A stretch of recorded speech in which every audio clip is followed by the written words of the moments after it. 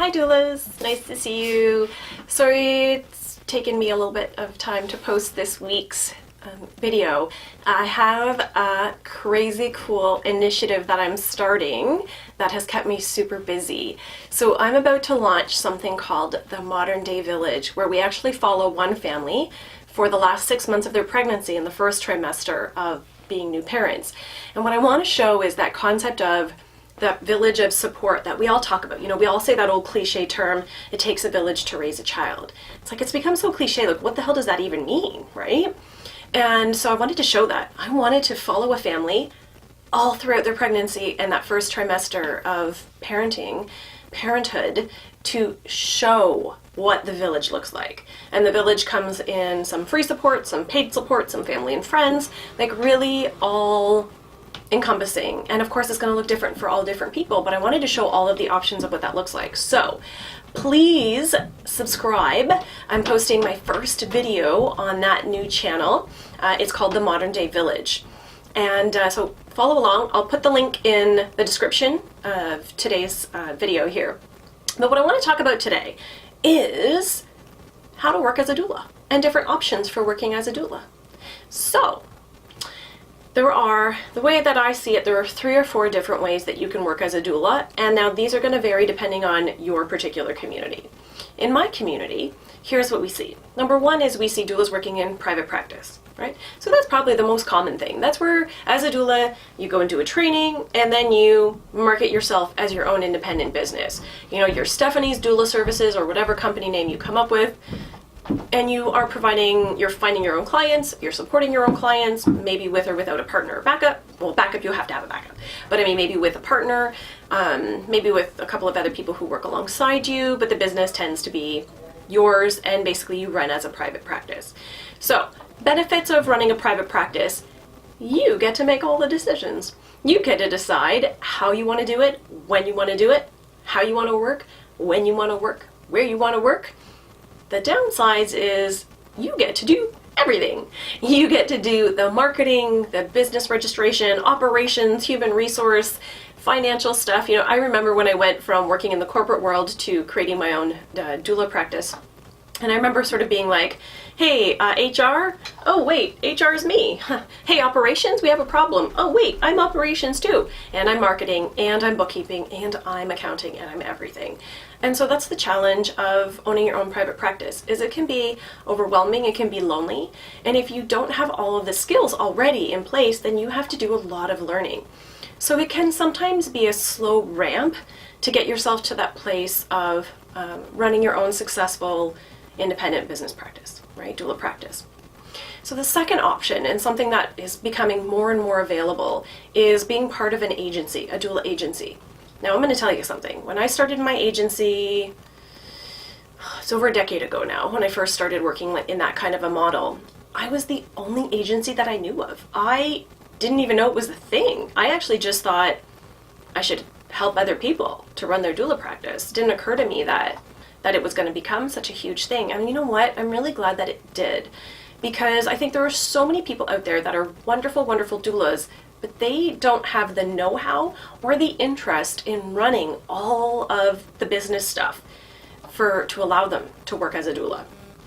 So that's another option. So how do agencies work? Well, number 1 is, obviously, you have to get hired by the agency. You don't just get to go up to an agency and say, hey, I'm available now as your doula to work on your team. I wish it worked that way, but it doesn't. So it does mean that you have to present some sort of a skill set, some sort of a personality, of a unique aspect of your work that makes people want to have you on their team. I can't answer for all the agencies out there, but I can tell you what I'm looking for. Number 1 for me is I'm looking for someone who has a little bit of experience. Now, not a lot. I will take people with as few as 3 to 5 births of experience, or postpartum clients. I typically look for a little bit more experience than that, which could come from having had their own children, or maybe having worked, if they haven't had their own children, of having worked with a few more families. So I'm looking, but aside from that little bit of experience, what I'm looking for is someone who doesn't want to do it on their own. I don't hire people who want to come and work for my team so that they can learn how to do everything and then go do it for themselves after. Because I spend a lot of time, money, and energy investing in hiring people and bringing them onto my team. So I look for people that want the support of an agency model.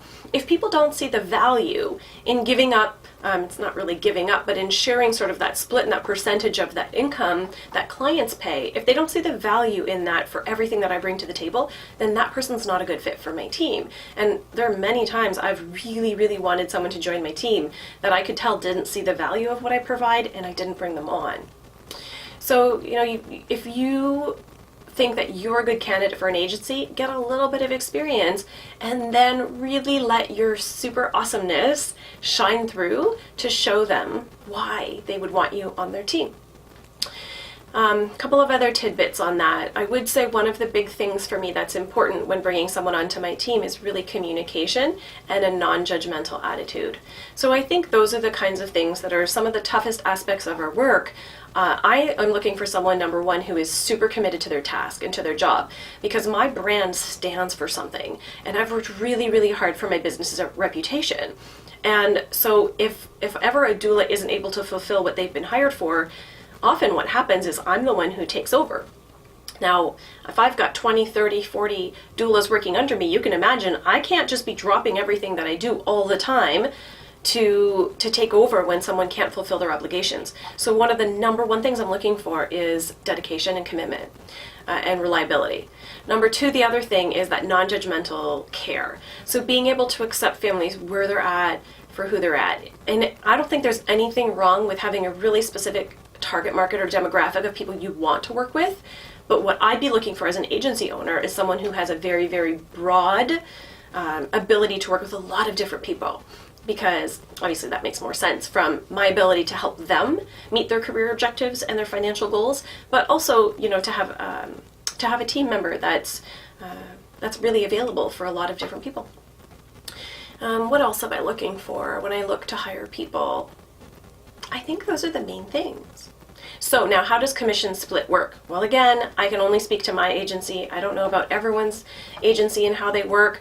I would say people go anywhere from 10% commission, which often is just those kinds of places where they're giving you a referral and then you handle everything. So in a lot of ways, you're still your own private practice. Running an agency, I would say the average is on a 70-30 split or 60-40 split.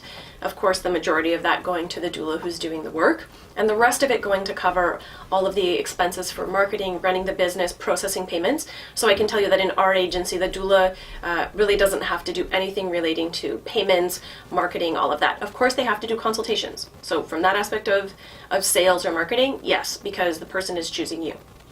So yes, the doula has to do that part, but the doula doesn't have to worry about fees and collecting things and that kind of stuff, and doesn't have to worry about marketing and absorbing any of those marketing expenses. So that's a little bit about how doula agencies run. Now, the other thing that exists in a lot of parts of the world, and that's growing more and more all the time, is a hospital doula program. So hospital doula programs typically run similar to an agency, where the hospital is taking in, or the program that runs within the hospital is taking in the payments from clients, and then the doula is again working for those families. Now, some of them run on call, just like a private practice. Some hospital programs, you are on call for specific times of the month, and those are the days that you would be working. And that could be really appealing for doulas who have other JOBs and who might not have 24/7 availability, or who have difficult, living arrangements with their children, childcare issues, things like that, where they only have specific times a month where they're available. So some of those hospital doula programs could work for you in that regards too. Now, again, they are so varied in how they run. You really need to Google a little bit what's happening in your particular community and see how that works. And then the other way that you could work, of course, you could work as a volunteer doula in a program. If that's something that's really important to you and you want to support communities that can't afford doula services, or at risk or high need situations where doula services could be so valuable. Lots of programs like that run. Now, for me, I'm not a big fan of volunteer doula programs. I think it's time that we get paid for the really valuable work that we do. There isn't a single study that says doulas suck. Every study says doulas are so awesome.